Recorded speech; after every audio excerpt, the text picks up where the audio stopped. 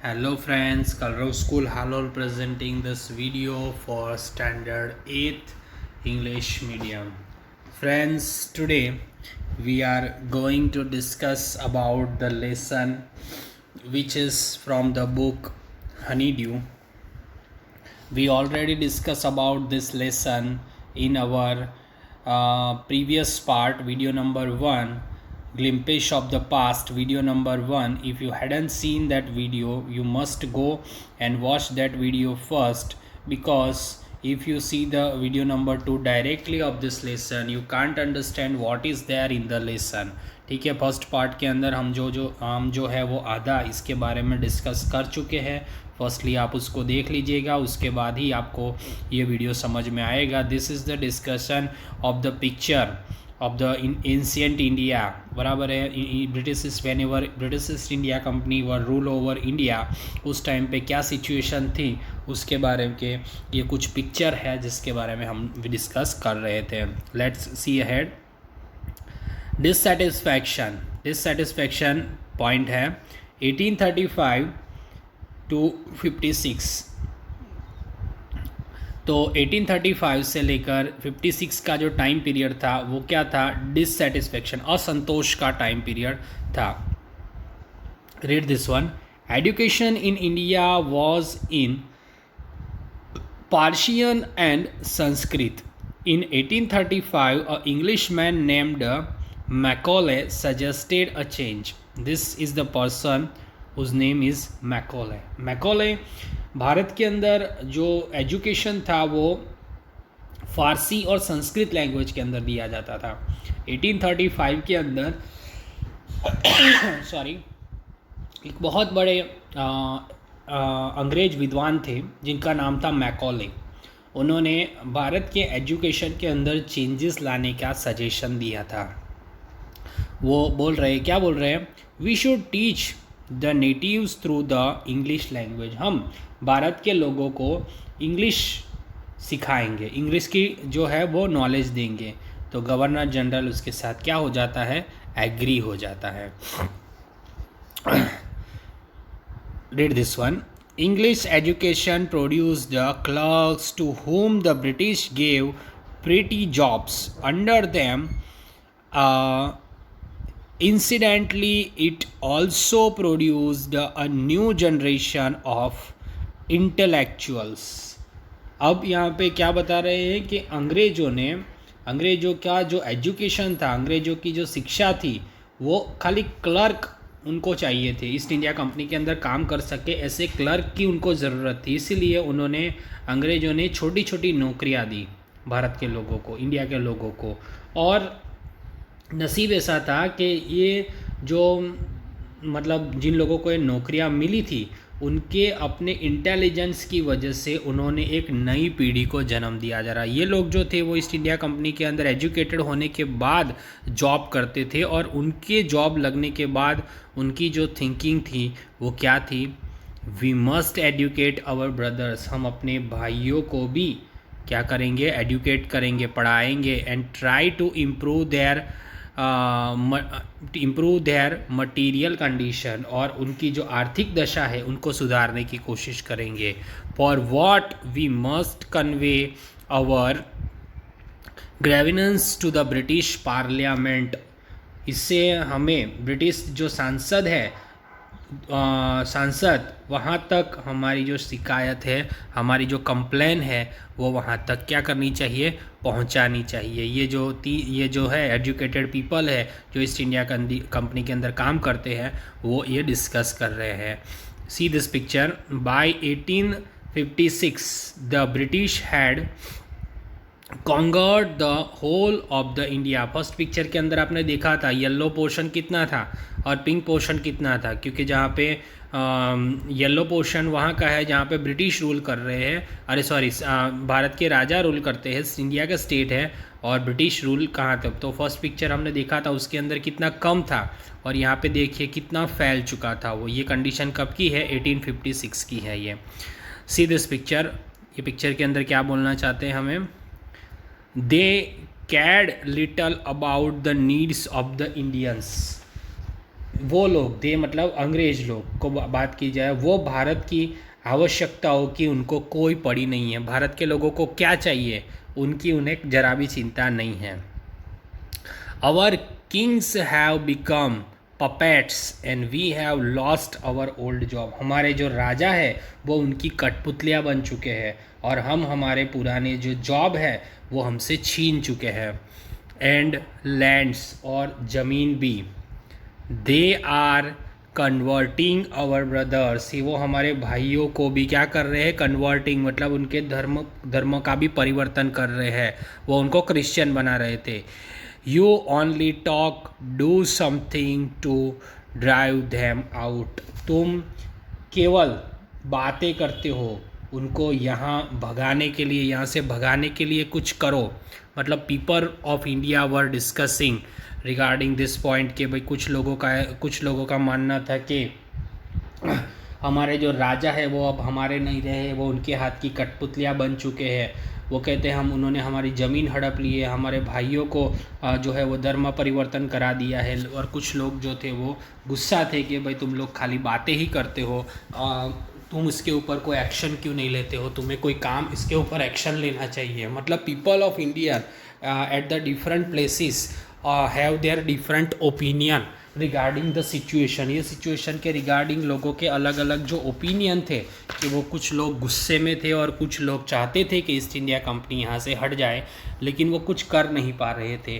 तो क्या सिचुएशन थी, किस तरीके की पैथेटिक सिचुएशन थी, उसके बारे में यहाँ पे बताया गया है। Let's see ahead what is there.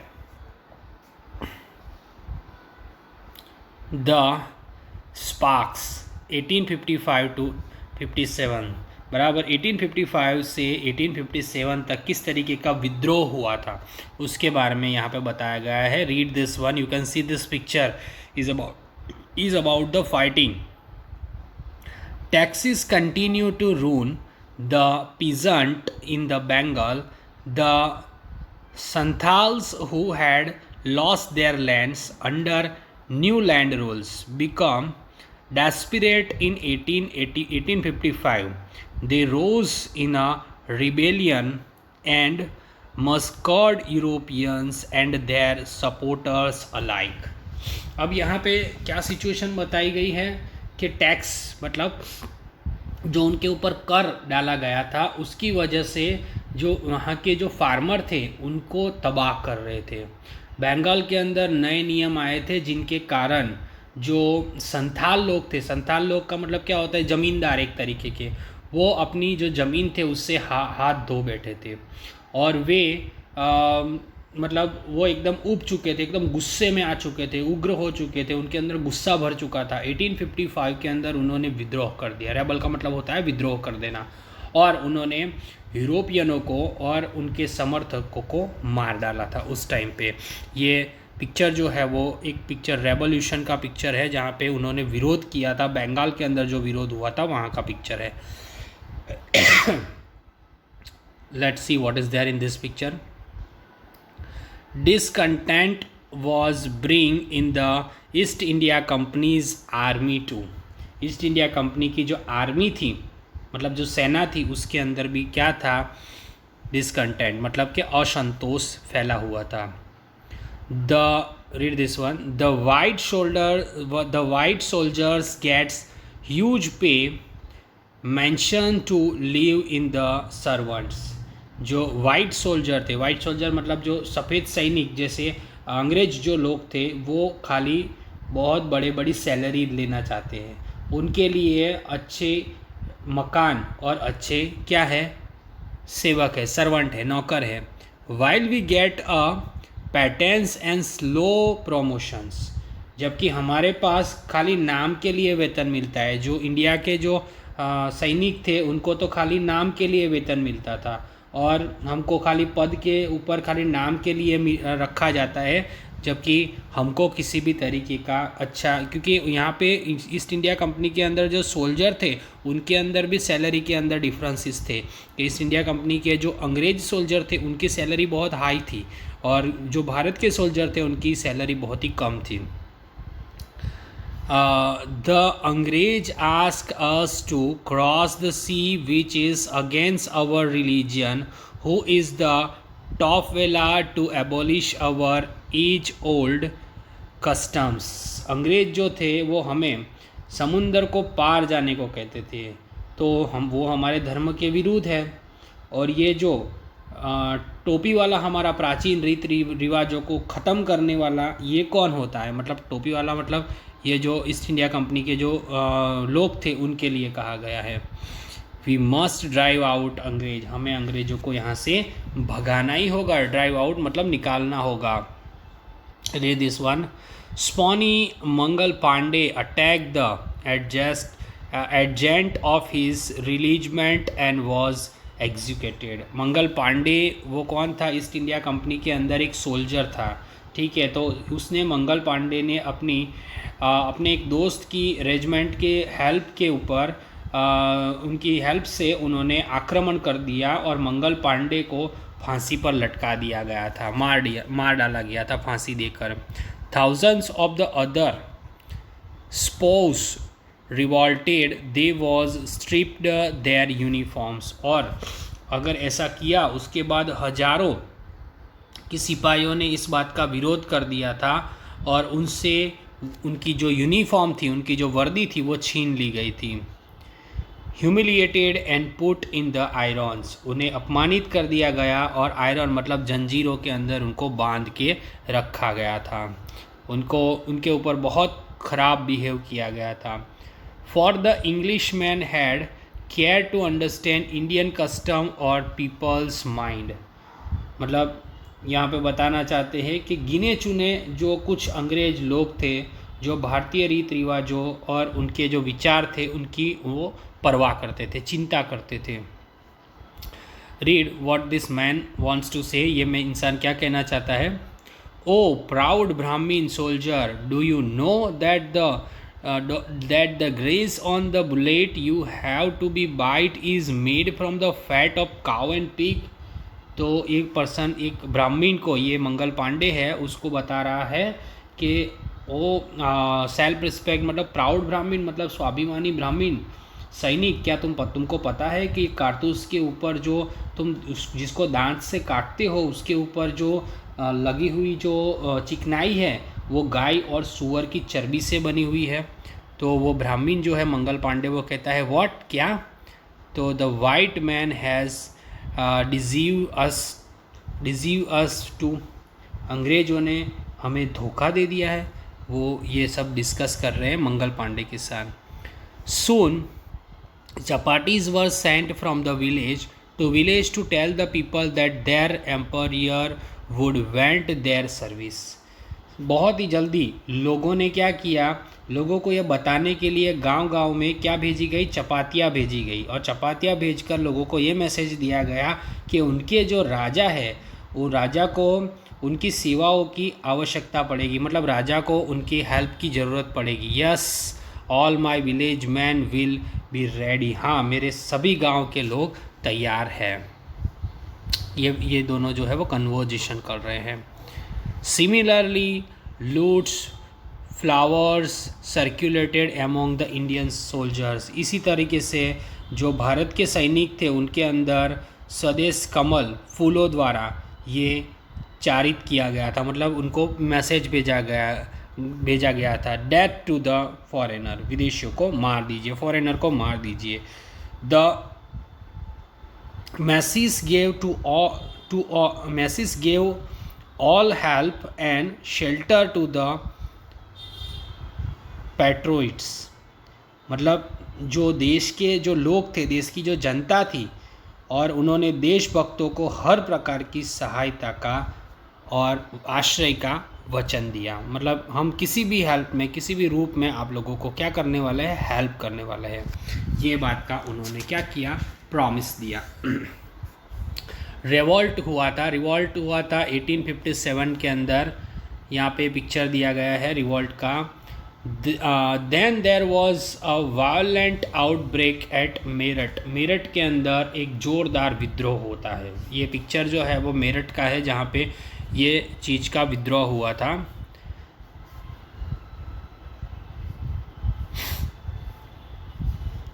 1 minute. Okay. The sepoys marched to Delhi, सिपाहियों ने दिल्ली की तरफ कूच की थी, दिल्ली की तरफ गए थे. Long live our empire Bahadur Shah, उन्होंने कहा बहादुर शाह हमारा जो राजा है वो बहुत चिरंजीवी हो, उनको उनकी आयु जो है, उनका जो उम्र है वो बहुत ज़्यादा बढ़ जाए. द रेबेलियन स्प्रेड वाइडर, विद्रोह दूर दूर तक फैल गया. You can C in this picture के लोग किस तरीके से अंग्रेज़ों के खिलाफ लड़ रहे थे, किस तरीके से फाइट कर रहे थे, किस बहादुरी के साथ वो लोग जो है वो अंग्रेज़ों को हराने की कोशिश में लगे हुए थे. ये मेरठ का पिक्चर है जहाँ पे अंग्रेज़ों के ऊपर भारत के लोगों ने हमला कर दिया था. और भारत के अंदर जो उस टाइम पे दिल्ली के अंदर जो राजा थे बहादुर शाह जफ़र, उनकी हेल्प मांगी गई थी कि भाई आप अंग्रेज़ों के ख़िलाफ़ लड़ने में हमारी हेल्प कीजिए. तो उसके सारे पिक्चर है वो आप देख सकते हो.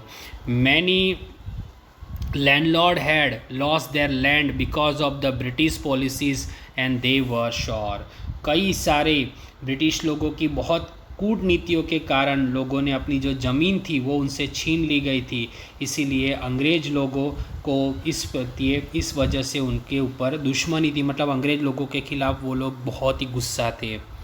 The white man's rule must end, white man मतलब अंग्रेज़ों का रूल ख़त्म होना ही चाहिए. Yes we will help you, हाँ हम आपको मदद करेंगे. यहाँ पे जो लोग हैं वो एक दूसरे को हेल्प मांगने के लिए आए हैं और वो दूसरे लोग जो है वो हेल्प करने के लिए तैयार है, ऐसा मैसेज दिया जा रहा है. The first fight for the freedom, freedom के लिए 1857 में पहली लड़ाई लड़ी गई थी. वो किस तरीके से हुआ था, क्या हुआ था, उसके बारे में यहाँ पे बताया है. Many former rulers like the बेगम हज़रत महल of Lucknow were bitter, Lucknow की बेगम थी हज़रत महल, जैसे पहले कई शासकों के अंदर गुस्सा भरा था. The white man has taken away my kingdom, अंग्रेज़ लोगों ने मेरा राज्य क्या है, छीन लिया है. ये जो लेडी है उनका नाम क्या है, हज़रत बेगम हज़रत महल उनका नाम है. वो कहती है अंग्रेज़ों ने मेरा जो किंगडम है वो छीन लिया है. पॉपुलर लीडर्स लाइक मौलवी Ahmadullah of Faizabad toll the people, Faizabad के जो मौलवी अहमदुल्ला थे उन्होंने लोगों को बताया, क्या बताया, ये this is the picture of the Ahmadullah, he was the मौलवी एट द फैज़ाबाद. वो कहते हैं राइज ब्रदर्स राइज, द अंग्रेज़ इज़ ड्यूनिंग आवर लैंड, भाइयों उठो, अंग्रेज़ जो है वो हमारे देश को क्या कर रहे हैं, ड्यूनिंग मतलब बर्बाद कर रहे हैं. आपके अंदर हिम्मत लाओ और उनके लिए लड़ने के जाओ. यहाँ पे they join the upsurge against the foreigner, उन्होंने ये जो बेगम थी हज़रत महल, उन्होंने विदेशियों के विरुद्ध विद्रोह में शामिल हुए थे. The people rose everywhere in the battle of Kanpur and Allahabad, Bareilly जो थी, कानपुर था और इलाहाबाद था, उन जगह पे लोगों ने क्या कर दिया था, विद्रोह कर दिया था. अंग्रेज़ों के ख़िलाफ़ लोग हो चुके थे और उनके ख़िलाफ़ फ़ाइट के लिए वो लोग तैयार हो चुके थे.